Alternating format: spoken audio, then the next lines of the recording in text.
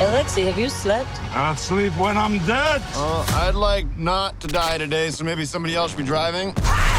Wanted to make sure to start with this particular question because I think it's something that more franchise films need to do, and Thunderbolts does this exceptionally well. It's heavily connected to what happened in the past. It tees up things for the future of the MCU, but it also manages to stand on its own 2 feet. What tip would you give to another franchise filmmaker looking to crack that code and do both? I think, it starts with Kevin saying, hey, make it work if people haven't seen any of these things. And I think, it's great of him to recognize that. And then, it's just a delicate dance with, a great group of writers to try to find ways to, without it feeling like heavily expositional, to allude to things that people who have, when Yelena says, I thought it started when my sister died.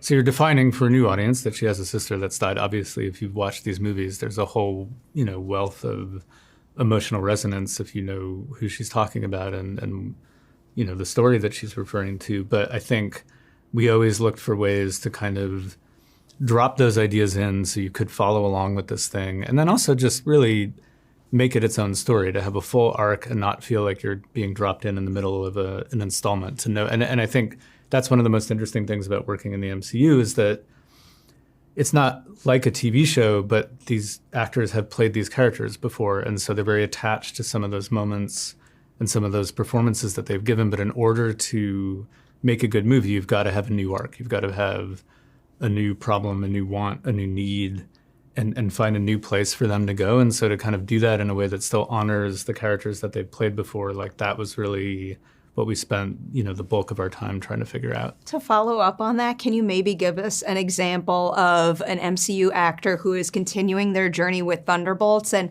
I guess maybe heavily leaned on a past scene of theirs that informed their performance in your movie here? I mean, I think everyone was really game to do something new, but obviously, when you're working with someone like Sebastian Stan, and they're such an incredible actor, but they've also been in so many of these movies and they're such an icon within the world, and just in the world in general, I think, that character has processed a lot of the things that our characters have yet to process. And so, you have to find a way to give that character a new arc in this world, having processed that trauma and in theory being in a place of balance, but now needing a new problem. And we thought, would it be interesting if, where do you go once you have gotten through that? And, you could imagine Bucky thinking, maybe it's time to approach this from a new angle and help people through a new path and trying to get into politics, and then realizing, I mean, as anyone I think would, how frustrating politics can be.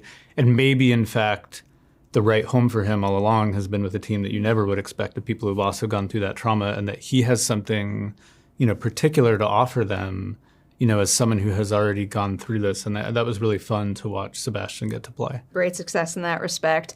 You're also quite successful with the effects in every single sense. I'll focus on the practical first because our press notes do heavily emphasize that you wanted to do as much in camera as possible.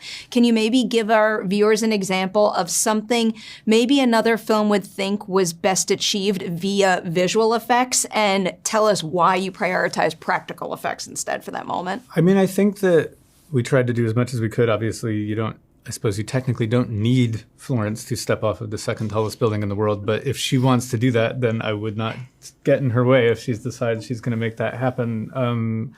I think probably, there's a lot of grounded stuff in this movie and a lot of grounded action. There is a whole surrealist side to the film, and I think that traditionally in this world, you might, lean pretty hard on visual effects to do that, to give Grace Yoon, who's done such incredible work in Hereditary and who I worked with on Beef, the sort of prompt of, can you build practically an entire surrealist world that has like gravity shifts between every space and every transition is practical, or at least close to it in camera, that's just sort of augmented by effects.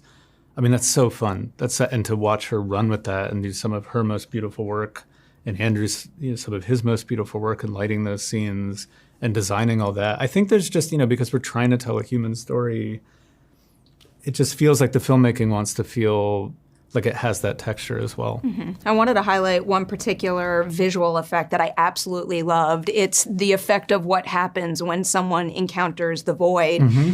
Can you tell me, I can nerd out on this. Yeah. Is that how you pictured it looking day one, or is that a visual effects design that evolved from draft one to what we see in the finished film? I mean, that was a long search, and it started with Grace's references, and it definitely came from images from Hiroshima and those kind of shadows. And then, it was this feeling that we want this somehow, everything in the film, not to feel like it's CG, even if we have some of the best visual effects companies in the world doing a ton of work on this movie. I don't want to give them short shrift. We did a lot. Mm-hmm. They did a lot. And the way to make great effects is to marry those two things together. I think that with that effect, if I can just get into it a little deeper, let's make sure we have time for it, and it's developed with ILM, it's like, if you spend any longer than, I think it's a frame and a half of animation between when they disappear and when they become a shadow, and anything longer than that starts to feel like you're getting into kind of CG vapor territory. So it has to be quick, but then that you almost feel exposed because it seems so simple. And then there's other things about it where, like, because it doesn't happen so often in the movie, it really functions best. Like, the camera needs to be more or less in line, almost like an eclipse, like with where the voiding is happening and where the shadow goes, that if you look at it from a profile perspective, it doesn't really work because it's such a short effect and it's not moving towards you. And so we really had to design all of the photography, which we could because it's, in limited fashion, to work with that and make that effect work because it is so simple. And I think everyone felt, we would get this kind of, they call it like a wedge of a bunch of different versions of how an effect could look from ILM. And they would be like, well, we started with one that's really simple all the way to the most kind of, elaborate version of the effect. And almost always the answer was the simple one isn't simple enough. Like, we need a wedge that goes 6 in the other direction. And I think, there's a bit of nerves in that because you're making a big movie and you want to make sure that it works. But we also really wanted to try to do something different with it. Spot on. So chilling. Thanks for breaking that down. Yeah. And again, congratulations. Thank you so much. Great to see you.